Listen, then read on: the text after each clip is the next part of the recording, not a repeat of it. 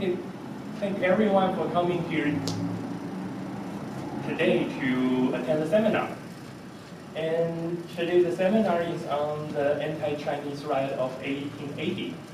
And I think a lot of you may have heard about that, but today the Professor Zhu is going to talk more about that to let you know stories not only around the event, but the bigger picture of Chinese coming to America. And Professor Zhu was born in Shanghai, China. He received his PhD from the University of New Mexico. He is the professor and chair of the History Department at Eastern Washington University. He specialized in race and ethnicity in the 19th century American West. Dr. Zhu has published 3 books and many articles about the history of American frontier. His latest book, and we have a lot of copies there, is Road to Chinese Exclusion, the Denver Riot, 1880 Election and the Rise of the West.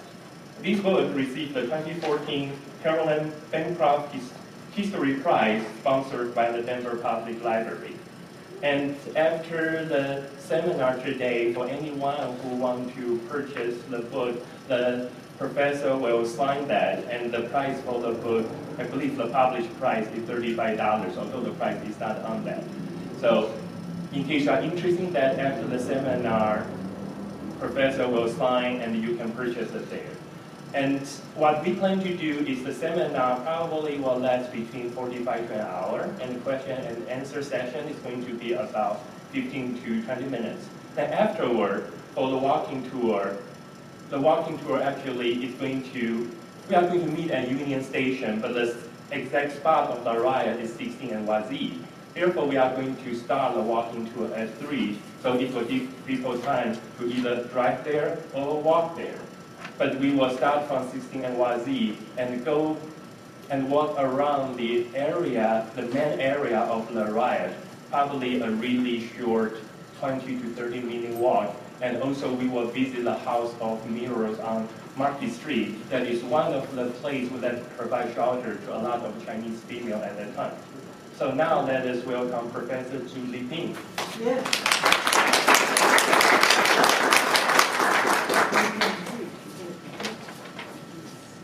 Okay, thank you for coming.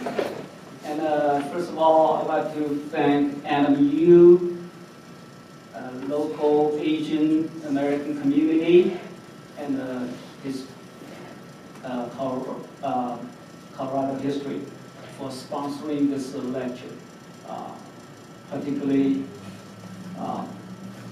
Colorado History, and it used to be called Colorado State Historical Society. I spent many hours there, the old building when I was doing research about a decade ago, and also the library.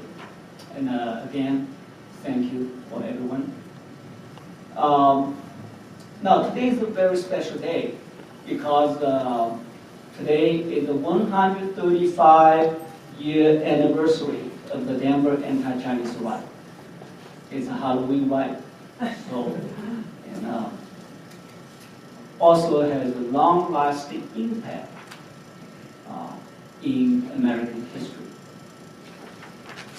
Today's talk is not just focused on the Denver anti-Chinese riot, and actually much more broader. I will give a kind of brief overview of the Chinese experience in the United States in the 19th century, and then show you how this historical event would fit into this large narrative of American history. And after the talk, in the question and answer session, and also the walking tour period, we can discuss a lot of details about the riot. And I hope I don't bore you to death. Okay. My lecture here, formal talk, lasts about 45 minutes. Since the mid-19th century, when the first wave of Chinese immigrants reached the West Coast, American writers, journalists, and artists have been fond of the topics about this ethnic group. Mark Twain highlighted the Chinese in his famed novel, Roughing, and Charlie Russell in his telling sculpture entitled Not a Chinaman's Chance. A great number of dime novels introduce exaggerated fictional Chinese characters in a very creative way, exemplified by popular American stories like The Chinese in Buckskin. Chinese in Buckskin? And Buffalo Bill and the Qing War.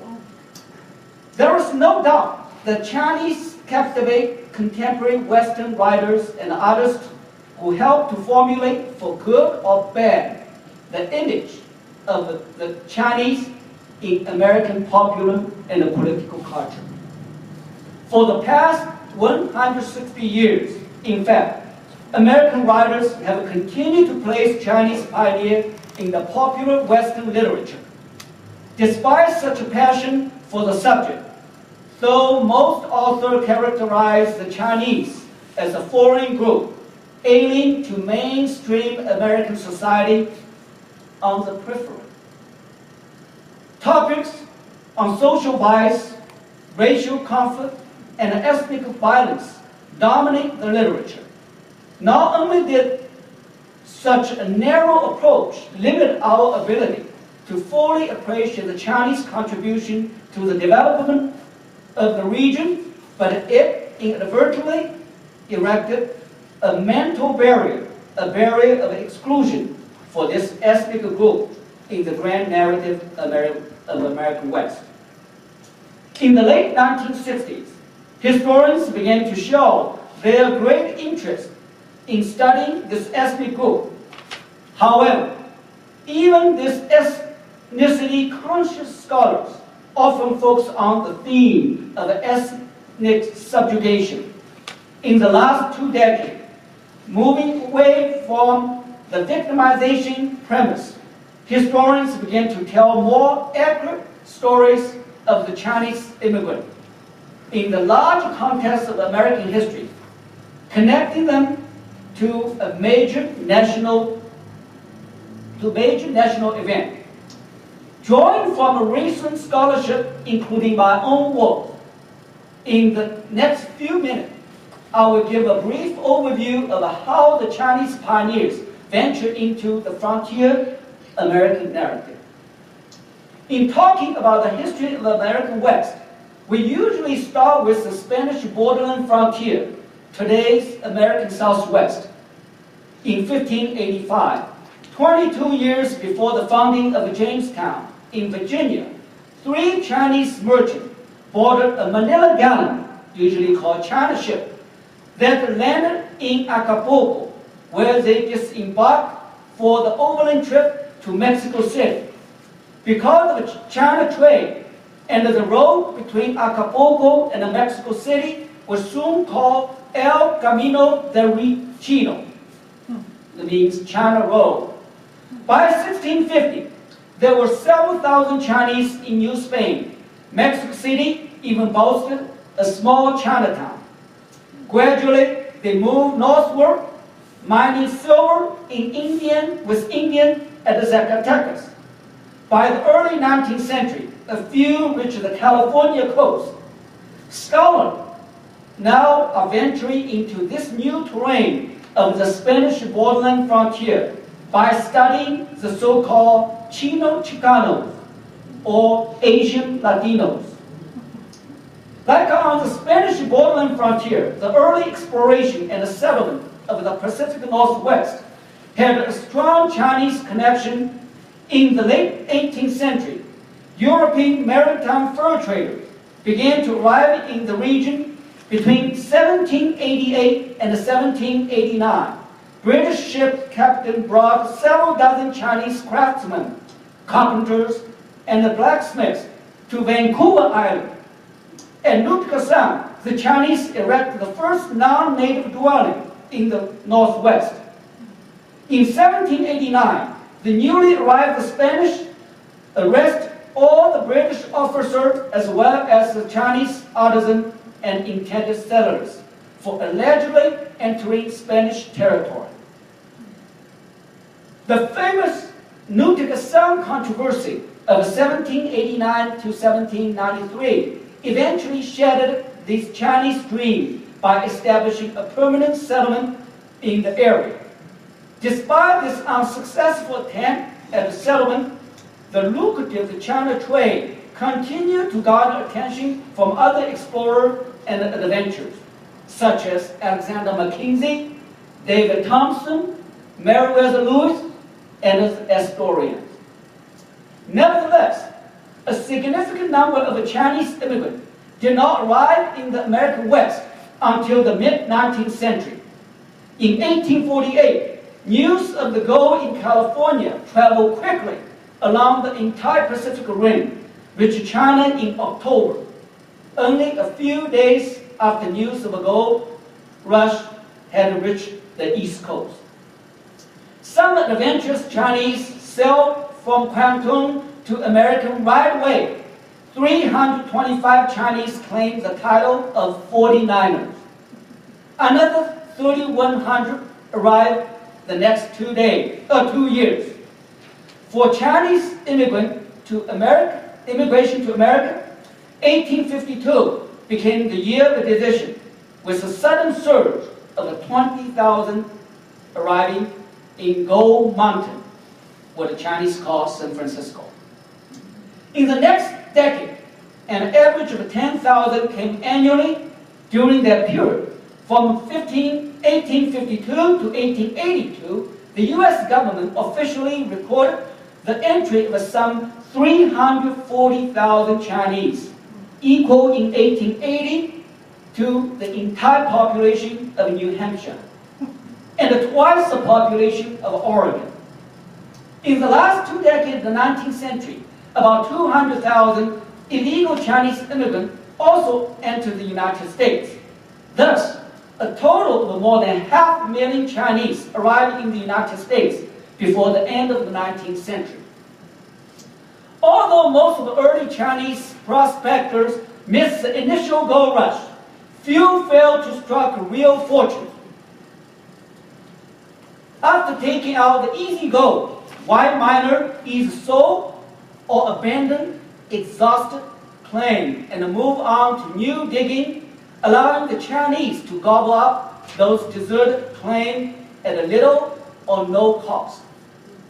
Their cooperative strategy, extraordinary patience, lower expenditure, and superb water management resulted in their thriving throughout the gold field.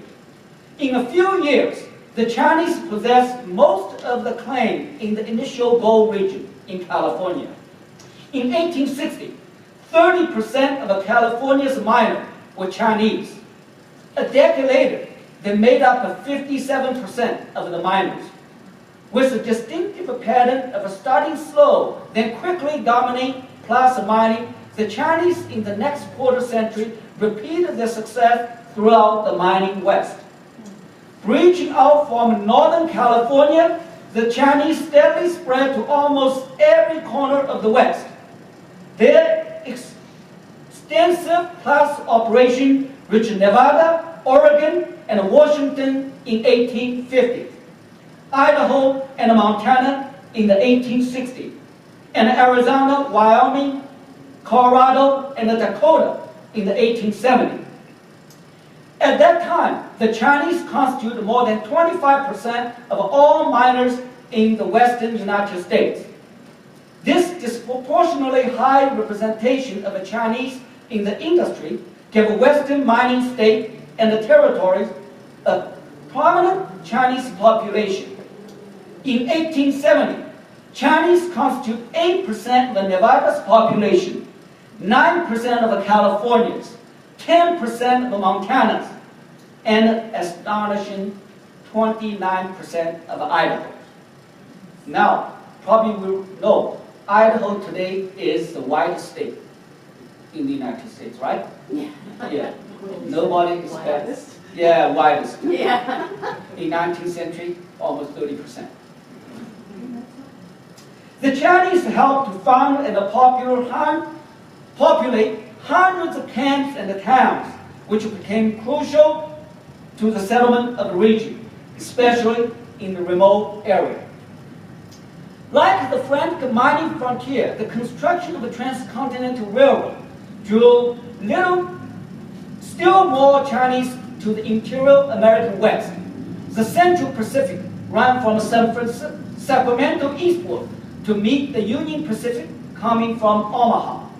Yet, while the Union Pacific enjoyed a stable labor supply of the Irish immigrants, the Central Pacific perpetually struggled to keep a committed crew. The superintendent for construction first tried 50 Chinese laborers. Impressed with their performance, the company quickly filled most construction positions with Chinese labor.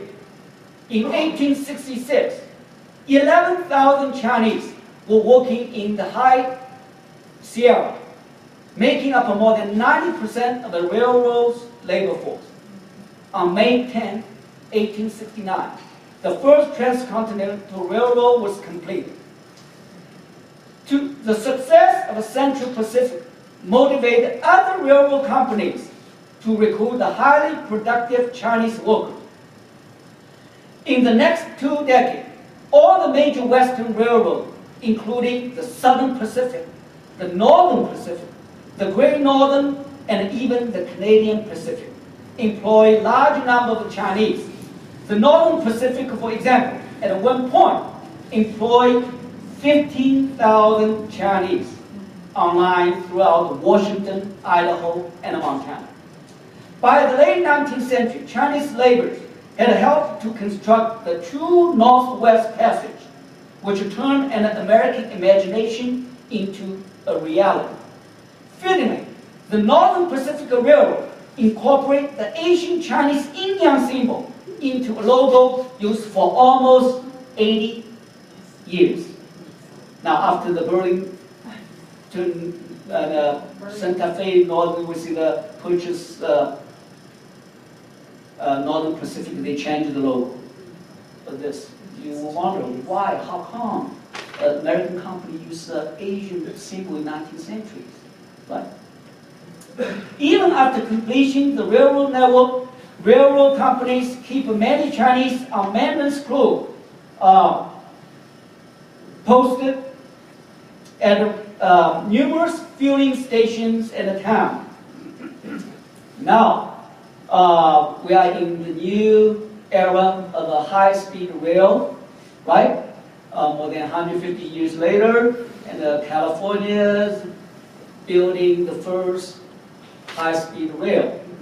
Now they hire Chinese again. Now this time, Chinese will come working as engineers and supervisors. American will dig ditches.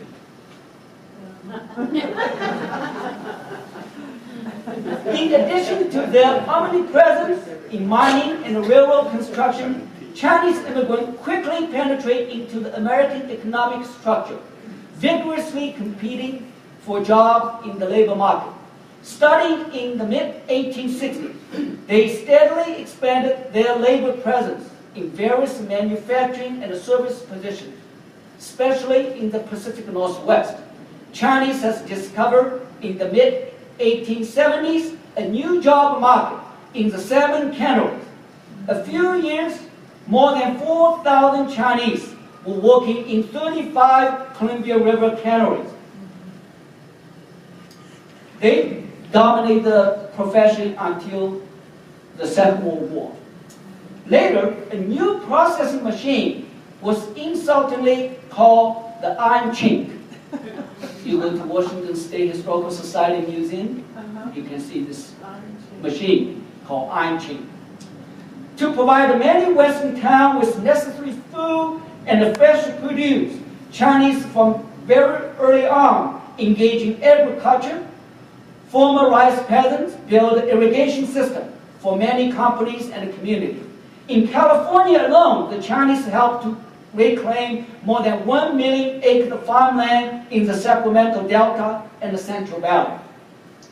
Throughout the 19th century, most Western cities and towns rely on these keen agriculturists for fresh produce and fruit. Extraordinary Chinese gardens dotted the rich Western landscape, such as Santa Clara Valley, California, Whidbey Island, Washington, and Garden City, Idaho. Chinese vegetable growers introduced celery, mustard greens into the American diet. Bean of Oregon hybridized a superior crop of cherry, which still bears this name. We call it cherry. In terms of economic and social mobility, the experience in 1870, more than 10% of gold and silver exports through San Francisco went to China, an amount of more than $72 million, equivalent to more than $13 billion today. According to one account, Chinese miner in 1871 took out $500,000 in gold from Tuscarora region in Nevada. Numerous individuals even became rags to riches legend. For example, after 4 decades of hard work, Low-Key of the Boise Basin, Idaho, accumulate a fortune estimated between $60,000 to $90,000, equivalent to $1.5 million today.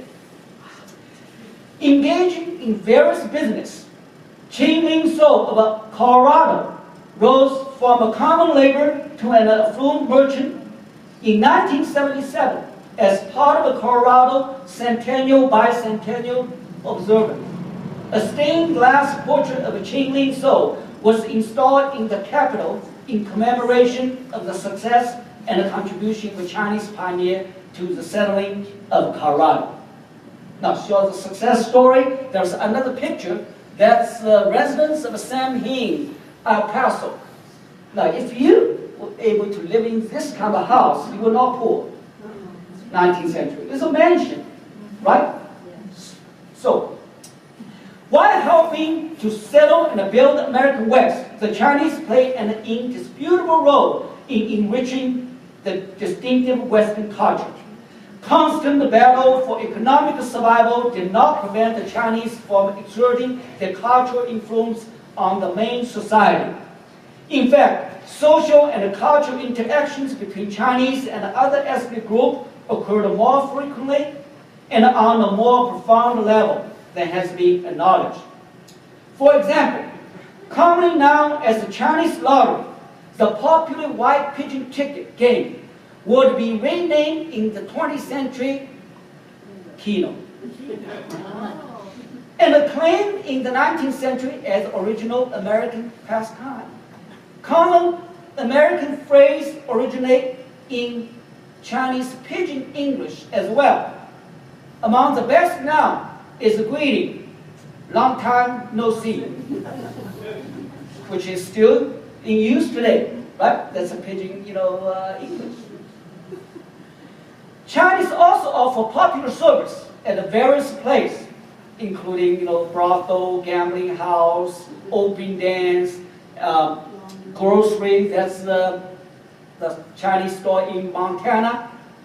Try to attract various business, including white customer. That's the paint shop in Boulder, Colorado. You look at the advertisement on the left side, Chinese character. That means Chinese will, the main, we see the customer. And also, this one showing Tucson, Arizona, the Chinese grocery. We see the use of both English and Spanish.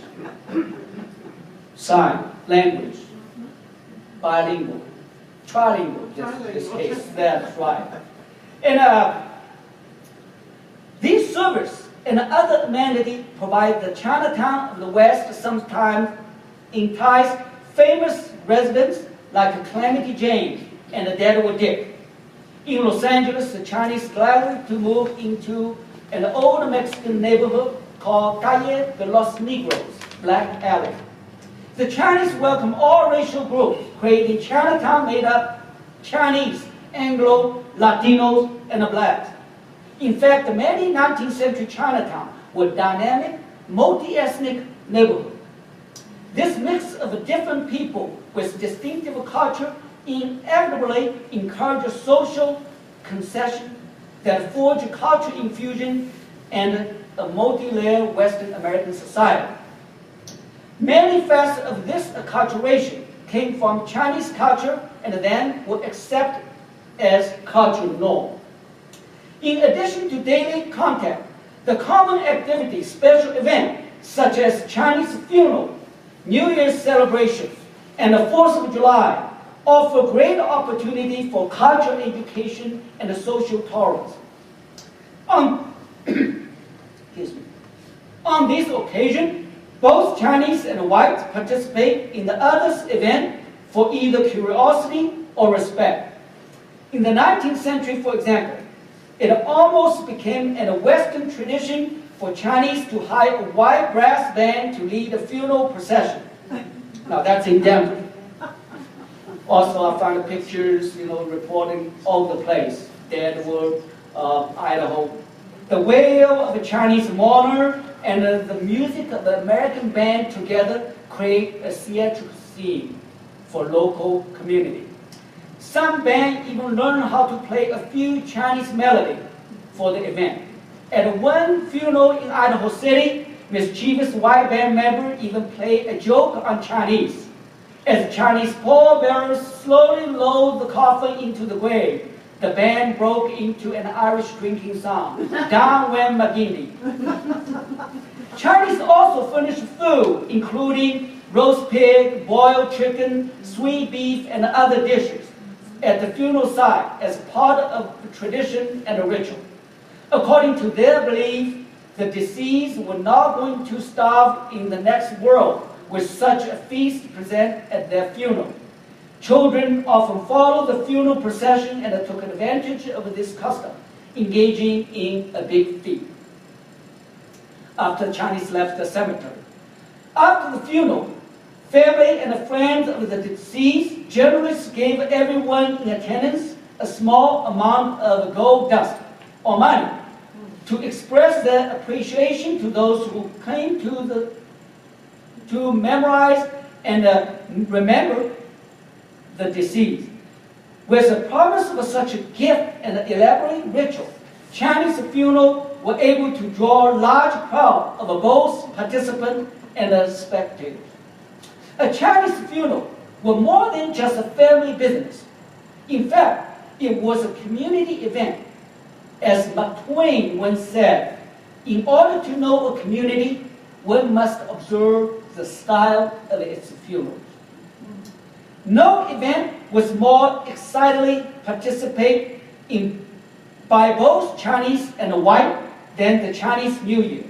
Since the Chinese New Year often occurred in late January or early February, a slow winter season gave people more free time to prepare for their big holiday. The celebration usually lasts for 2 weeks. People decorate homes and stores, inside and out, with colored banners, red lanterns, artificial flowers, and other ornaments. The distinctive decoration of the Chinese dwelling immediately drew public attention. People put on their Sunday best to celebrate this holiday. For a few days, all work was suspended. Everyone had an open house. The Chinese welcome guests, treat them with food, cigar, liquor, and a gift. A great number of white, even local officials and business elite pay a call to Chinatown out of simple curiosity or neighborhood envy. During the New Year celebration, the loudest and the brightest moment, undoubtedly, was the spectacular shooting of a firecracker. Local children were always delighted. The adults also want to see some impressive giant firecrackers, as large as hand grenade and a cannonball. A few even over-elated Chinese will add their special effect by a spontaneous shooting their pistol into the air in true Western style. For days, the loud blast and the smoke lured residents, regardless of their ethnicity, to Chinatown. Like the fur trade rendezvous, the Chinese New Year, on its own merit, gradually turned into a traditional Western celebration that transcended ethnic and racial difference. Just as the Chinese welcome others to their holiday, white Americans returned their courtesy by inviting their Asian neighbors to their festivals. It was common throughout the West for Chinese to participate in 4th of July parade, led by a traditional Chinese band with native music instrument. The Chinese column, in which the participants dressed in their native clothes and carried Chinese banner, became one of the highlights of the parade. Once in Delaware, Dakota territory, as the Chinese column passed through the main street, it received an ovation. In February 1877, Denver, Colorado held its annual Mardi Gras Gala, in which happened to occur on the second day of the Chinese New Year. The local organizers of the event creatively combined the two celebrations, adding a Chinese New Year theme to the Carnival Night Masquerade. After whites went to the Chinatown for the celebration during the day, the Chinese, included their music band, went to perform for the others in the evening. Shared laughter always got better result than collective anger. This kind of a Chinese-white interchange created a healthy atmosphere for cultural tolerance and coexistence in the frontier community. While discussing some positive aspect of a Chinese-white relation, I don't want to give you the false impression of an all-embracing racial harmony between the two groups. As we all know, the Chinese, like other minority groups, such as Black, Latinos, and Indian, encounter widespread racial violence both collectively and individually. On the American frontier, between 1852 and 1908, there were at least 150 major violent incidents against the Chinese in the West. Some anti-Chinese incidents, such as the Los Angeles Riot, the Rock Spring Massacre, the Seattle-Tacoma Riot, and the Snake River Massacre, drew national and international attention. As a result, at least 100 Chinese were killed, and thousands injured, and millions of dollars worth of property destroyed. Giving a more accurate picture of Western violence, Chinese were not just a passive victim. Instead, they played all the frontier roles: victim, and a villain. Some Chinese immigrants themselves, with evil mind and ferocious personalities, were arsonists, assailants, robbers, and killers. But even righteous people show little reluctance to exercise the right of self-defense in a fierce manner. To survive in a violent society, the Chinese immigrant didn't hesitate to acquire expensive weapons and quickly learn how to use them for self-protection. In 1870, one gun dealer in Los Angeles sold 50 weapons to Chinese community, with a total population of only 200. I don't know how the National Rifle Association think about this. The Daily out of California, San Francisco, once claimed that there were as many pistols in Chinatown as in all the other parts of the city combined. To some, 6 shooters seem to provide a sense of security and equality, lending aptness to historian Walt Prescott Webb's observation that God made some men large, some men small, but Colonel Call made them all equal. In a moment's self-defense, the Chinese A Chinese could draw his weapon as fast as any frontiersman. Once in Denver, Colorado, 4 Texas cowboys received unexpected treatment in Chinatown.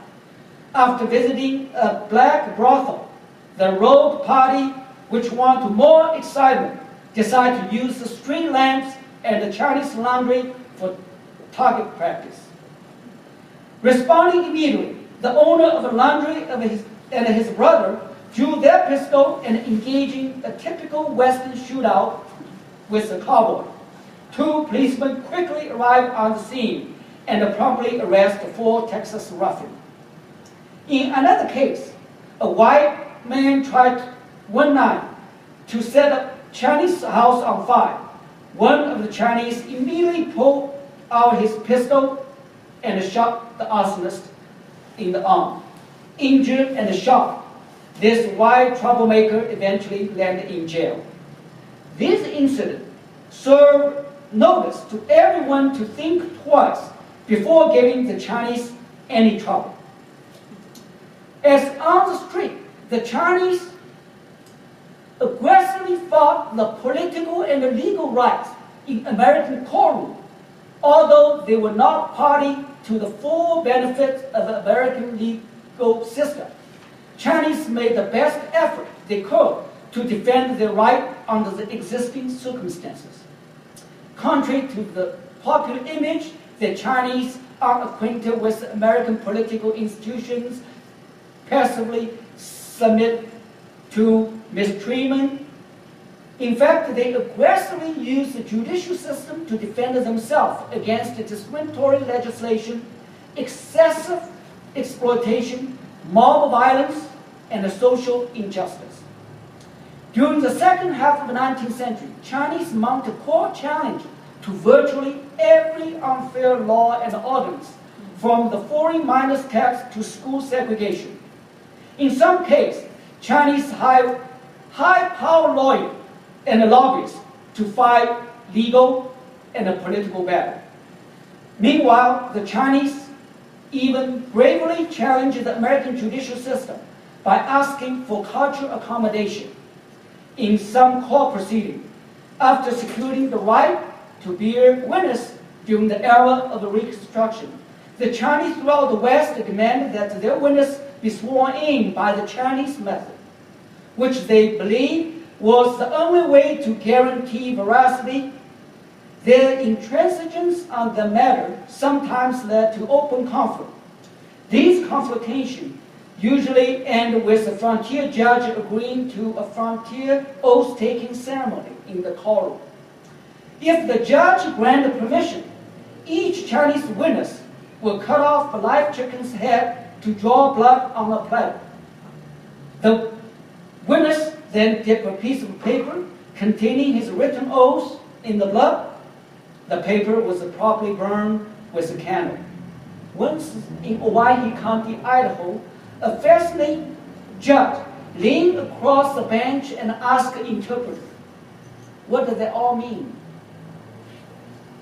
In fact, both Chinese and American oath-taking ceremony were accepted in court throughout the West.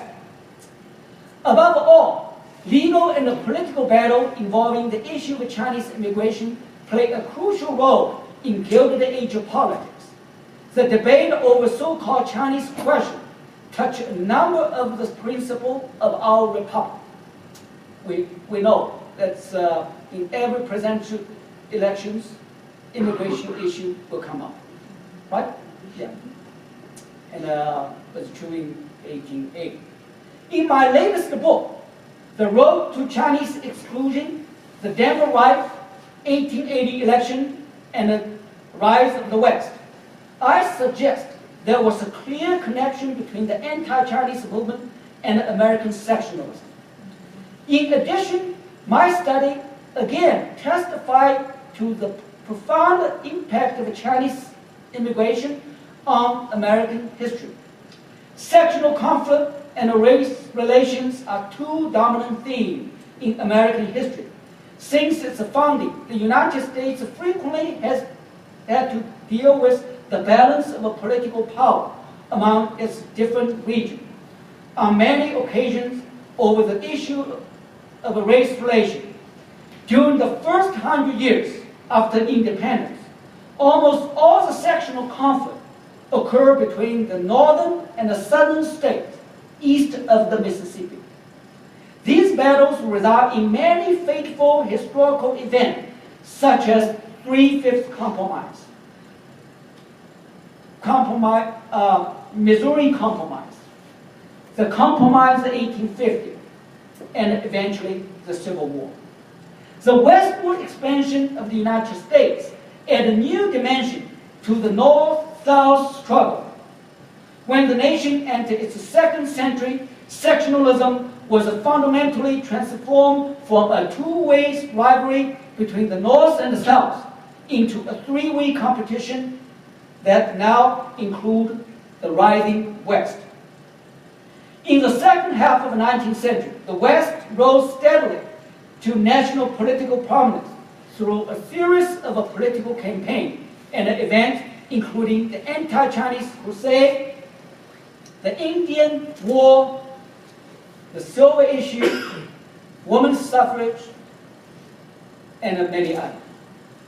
By the early 20th century, Western clearly achieved political equality with other two regions. Frederick Jackson Turner acknowledged the seismic shift at the 50th anniversary of the end of Reconstruction. Quote, "In the political history of the United States since 1876, the West has played a leading role." Unquote. The rise of the West is arguably the most important feature in the second phase in the history of American sectional conflict. During the rise of the American West, the effort to restrict Chinese immigration unexpectedly emerged as one of the first major political issues to unite the region. More than anything else, post-Civil War politics helped to transform the anti-Chinese movement from a regionalized, sandlocked scrap into a national brawl. The main reason for this transformation centered on evolving national politics, especially the evolution of the Republican Party. Founded as a sectional political organization, the Republican Party in 1850 operated only in the North and the West. During the Civil War, however, Lincoln's party, backed by U.S. troops, triumphantly expanded into the once solid Democratic South, becoming a national party. During Reconstruction, Southern Redeemers effectively drove the Republican Party to near extinction in the region. Reduced to a sectional party again by the mid-1870s, the Republican had no choice but to return to a traditional winning formula based on a North and a Western alliance.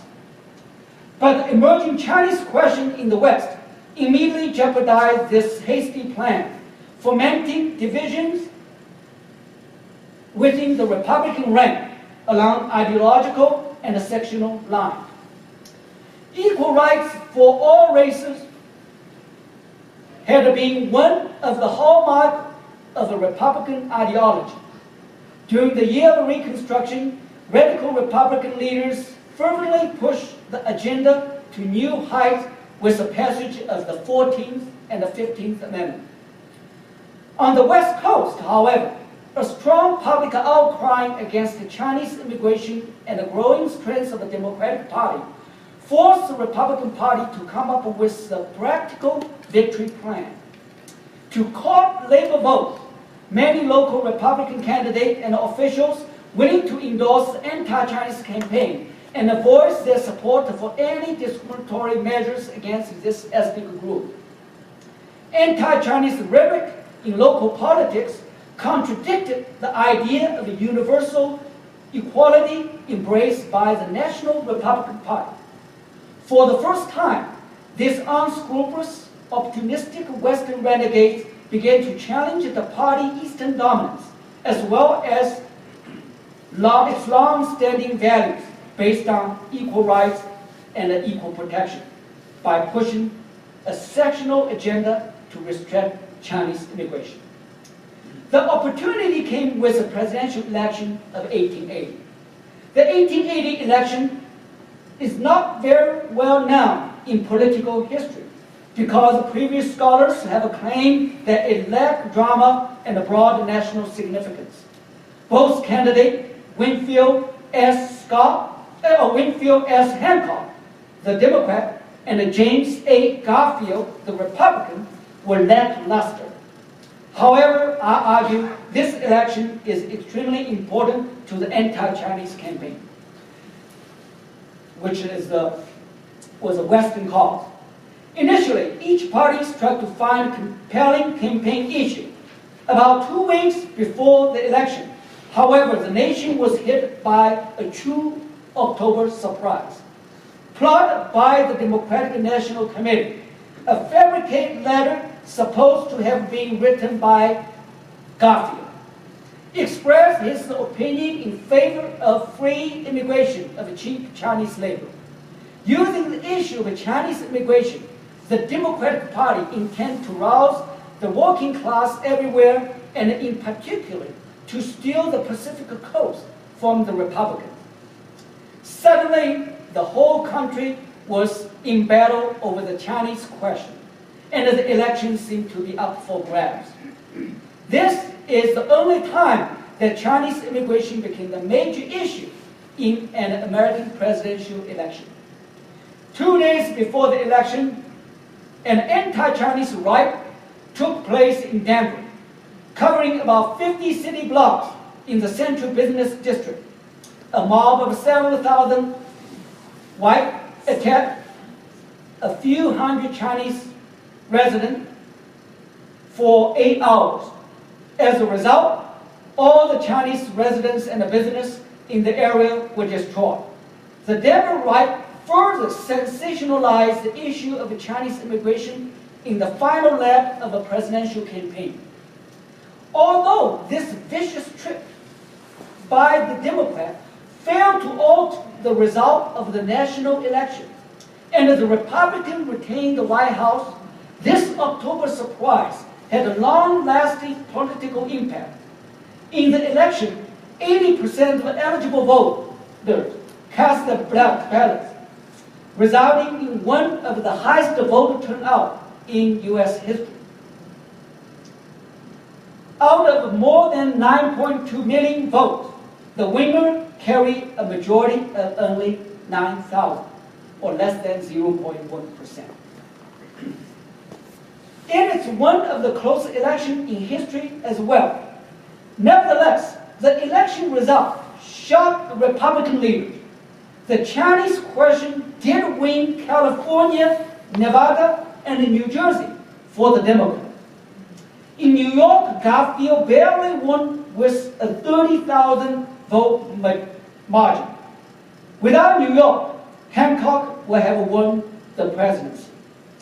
For the first time since 1856, California had favored the Democratic presidential candidate.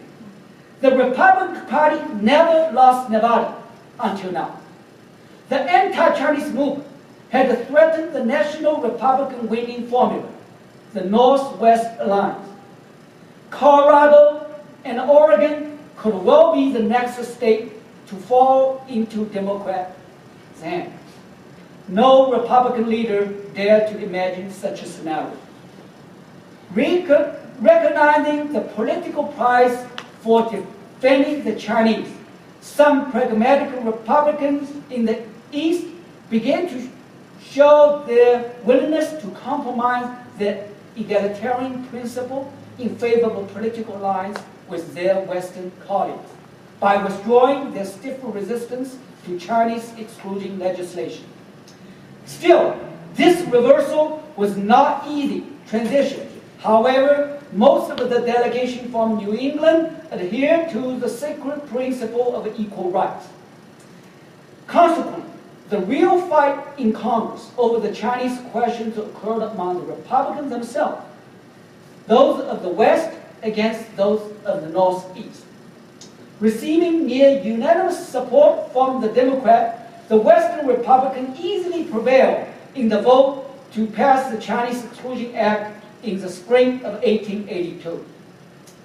It marked a watershed in American political history. For the first time, the nation abandoned its acclaimed tradition of free immigration for all people, setting up a precedent for future race-based immigration legislation. As a great sectional as well as an ideological compromise, the Chinese Exclusion Act gave the West its first major victory in national politics. After the Chinese Exclusion Law was passed, illegal immigration was a logical choice by those who desired to seek entry at almost any cost. They became countries the first to determine when even that tunnel under the river. Now, Mexicans are doing this, actually Chinese pioneer. The Chinese pioneer, various border crossing technique and method used by future illegal for Mexican, right? And because of widespread illegal border crossing, the El Paso Herald suggests if Chinese immigration to Mexico continue, it will be necessary to run a barbed wire fence along our side of Rio Grande. Later we did. To respond to illegal Chinese immigration, the country eventually established the U.S. Border Patrol with the Chinese division. The enforcement of a Chinese exclusion, as one scholar pointed out, as an important trial run for the federal government, the much larger effort to control Mexican immigration in later years. Now that's the certificate. After 1892, require every Chinese to carry the certificate. That sounds familiar? In Arizona, they just did, right? Yeah. In this brief lecture, I have provided a few highlights of the Chinese experience in Western development. In fact, it's impossible to separate Chinese from the broad regional and national history. If academic scholars and professional writers move away from both the ethnic comfort model and the victimization premise, we will develop a great appreciation of a common ground of all the participants who built this great country. In spite of undeniable ordeals as a result of a political equality and a racial violence, the Chinese immigrants were much like others in terms of their perceptions, attitude, behavior, and fulfillment on the American frontier. There was a great deal of economic cooperation, political compromise, cultural infusion, and a social accommodation between the Chinese and other groups. The success of treating the story of a Chinese immigrant as an inseparable part of a great Western saga depends on the enthusiasm of not just a few academic scholars, but all educators and Americans. Only after accurately conceiving and carefully presenting the shared experience of all the ethnic groups will we be able to tell more inclusive Western stories. Thank you.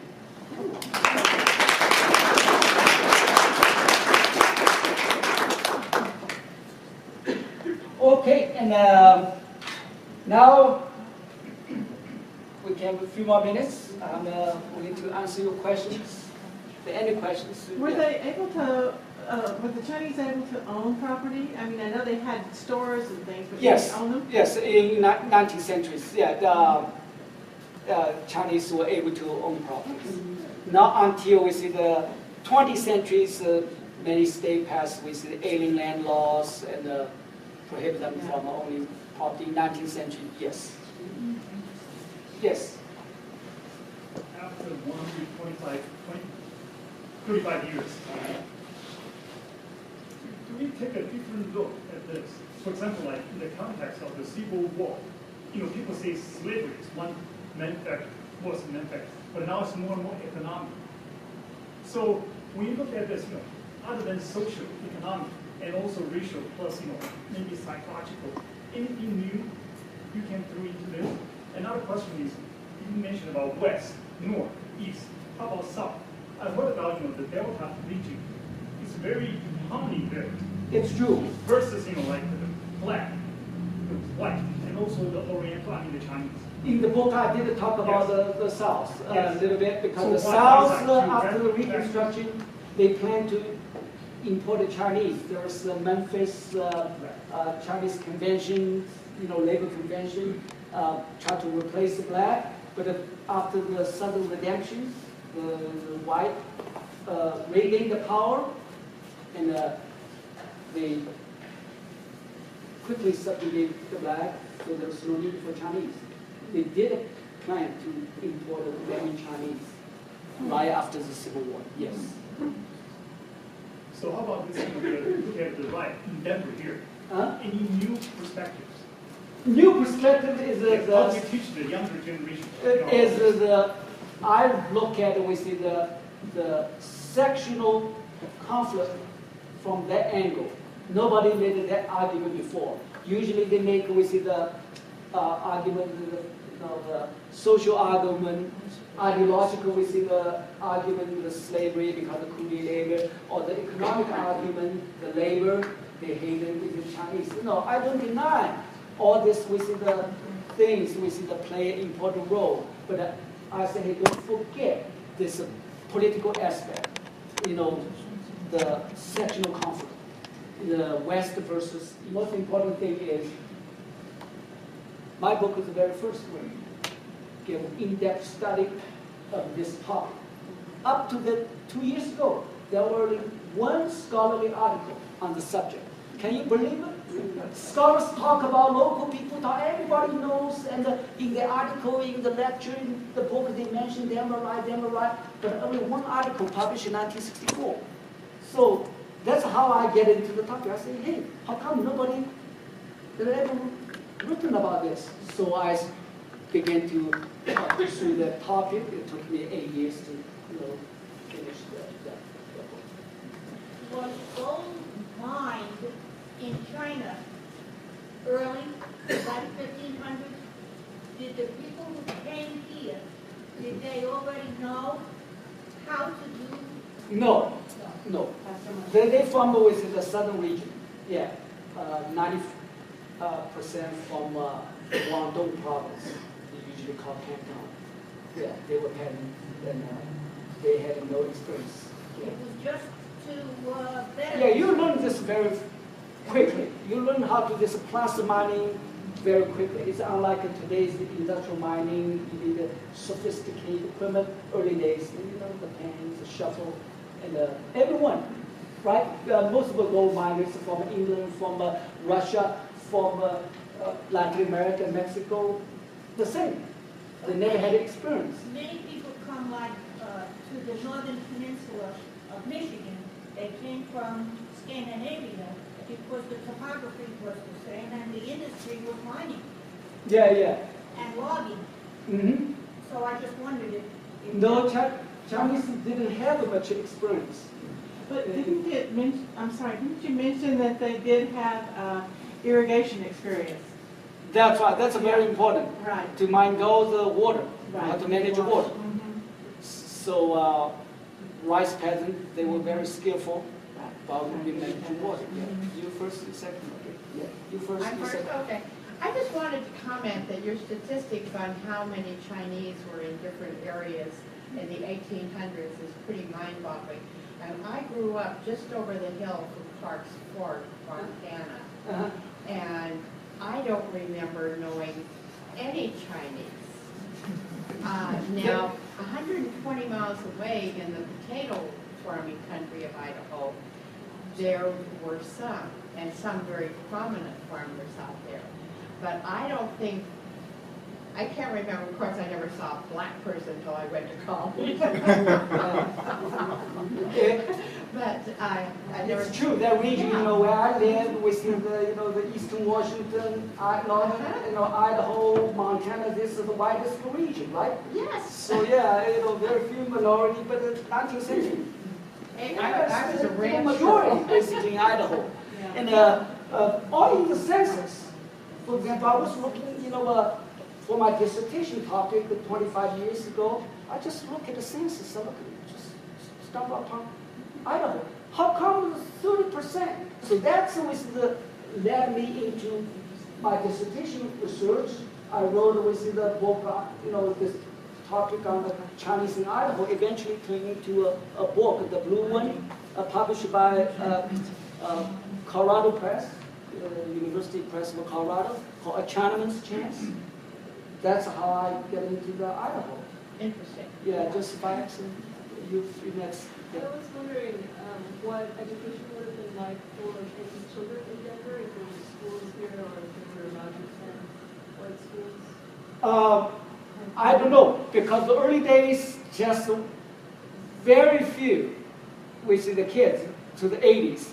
I don't study we see the anything after the 80s.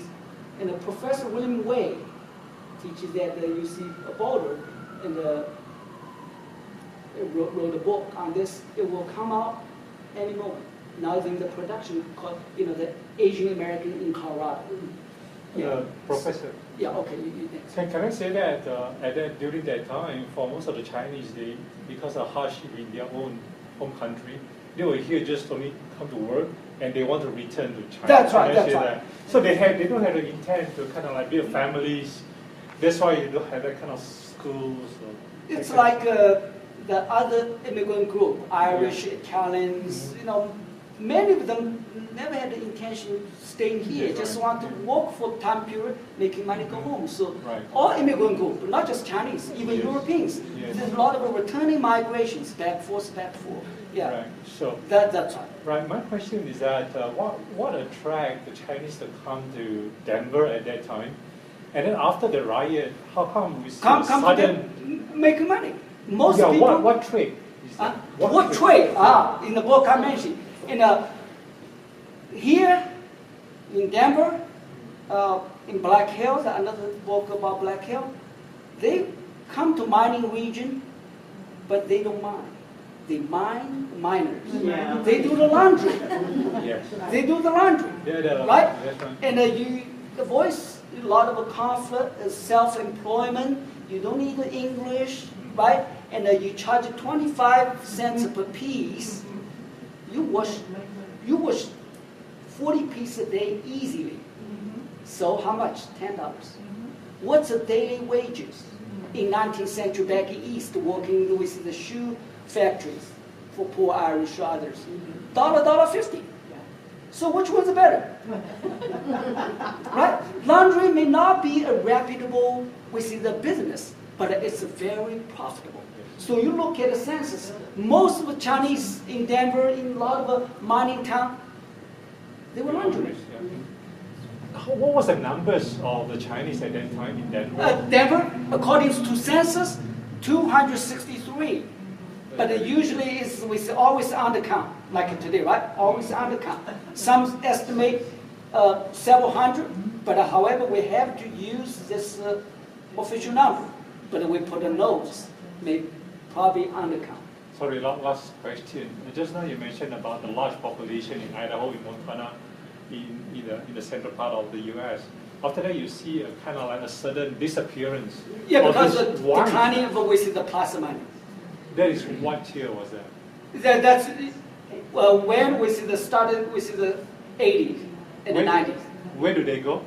Where they go? Most of them went back to China, and also some then began to settle in urban area. Idaho will be Boise, right? All the Colorado will come to Denver. People, and then San Francisco, all the major urban area. Yeah. You didn't mention about New York or the East Coast, but we see the huge settlement. Yeah, that's right. There are some we see the other places as well. Yeah. I saw somebody. Oh, okay. I was just wondering, did you do a study of the contrast of Chinese on the East Coast versus Chinese on the West Coast? No. I don't. Some scholars they are doing that. So No, I haven't. And if you first, Another company that did the same thing as the Chinese with the laundry was Levi Strauss. Levi Strauss set up his company to supply goods to the miners. And that's where your jeans came from. that's right. You don't have to mine, and then you can, yeah. Yes. For the same incident, you can approach from outside, also from inside. Inside would probably, for example, like the Denver Riot is no longer available. But do you have a chance to talk to any descendants of those people, like the Japanese internment in the Southeast? During war in this. No, because couldn't locate any within the descendant of within the Yes. the right victim. No, I couldn't find it. Any versus approach. In other words, from the people from outside. That's right. That records and newspaper, but also from the people don't talk about that. I know that. That's like right. But the Japanese, they don't want to talk about couldn't find it. their experience. Only from within the written sources. But for other two books, and I did find within the descendant. There was some people, the main, the person I talked about, but only after I published my book. Because they approached me, they said, "Wow, you did this! I was the great daughter or whatever." But it was. From your perspective, what do you think is the most important thing we can learn from this piece of history? And then, what this gentleman was saying, how do we make it relevant to today and encourage young people to? Encouraging young people, is we have to learn the history lessons, right? And the immigration issues occurred again and again in our presidential elections. It's very easy for this demagogue to rally, the people who don't know much about history, don't have much within the education. It's very easy to talk about, hey, the Mexicans still within the job, right? The Chinese, that time, they are the one we have to drive out. So it's very easy for politicians to do this. If we learn within the lessons, and then it help to improve our race relations. That's in general. So Congress in 2011, 2012, Senate first, and then the House later, and passed a resolution making officials to apologize to the Chinese for all the Chinese Exclusion Act passing the 6 decade period. Repeal Act, the Chinese Exclusion Act in 1943 during FDR's era, but it's not that significant because you don't allow many Chinese in anyway, give you the quota of 105 per year, not until the 1965. Was it specifically a Chinese Exclusion Act, or was it a broad immigration exclusion act? Chinese Exclusion Act the very first. The later other the act which is applied to other immigrants also. But to Chinese, you have this one, that's enough. Yes. Right. Two questions. One, it sounds like the Democrats stirred up the Denver riot. Did they stir it up? I wanted to give him this. I noticed that. Oh, that's within in this president election, and this is the big one. 1880. Yeah. And in St. Louis, also there's the riot involving black. Yeah. It's not Chinese. However, later, and in Tacoma, Seattle, Democrat, right, did this, and in other places as well. The reason is why the Democrat in 19th century, right, was the labor, the Irish, they vote. That's for white foreign immigrant versus the Chinese. And the second question was, what happened after the riots? Did a lot of people die? Did the community no, only one person died. Okay. right? So that's why you make an argument, why this is important. So I look at it because it has impact on the American political history. Look at the numbers, it's not that big, right? The Rock Spring Massacre led to the 28 Chinese dead, and the Snake River Massacre, 33, right? The Denver riot only one death, not injured, but however has a political impact, the ramifications. That's the importance of the Denver riot. So that's why we talk about it here. There's also property damage amounts to probably 50,000 equivalent at that time. Actually, the people, yeah. Oh, actually, it's more because the 53,000 is according to the State Department document. Because the official, the Chinese consulate came to Denver, interviewed, say how much we see to them. A lot of people already left the town, drove out, and so there's uncounted. So some say probably about close to 100,000. 100,000 that time is today's we see about, at least 2 million. Yeah, at least 2 million, 1 million. This numbers, I have to use the official number, the diplomatic notes, State Department, but put a notes, say, okay, it may not be accurate. Yeah. Was there a precipitating incident that started the riot? Started right in the tensions are already high. You had with the Leadville, incident. We had all this Garfield's, fabricate Garfield letters. The nationwide, the Chinese, the question issue, already major issue. The particular incident was two white went to the John's Place saloon at the corner of Wazee and 16th Street. That's how it started. And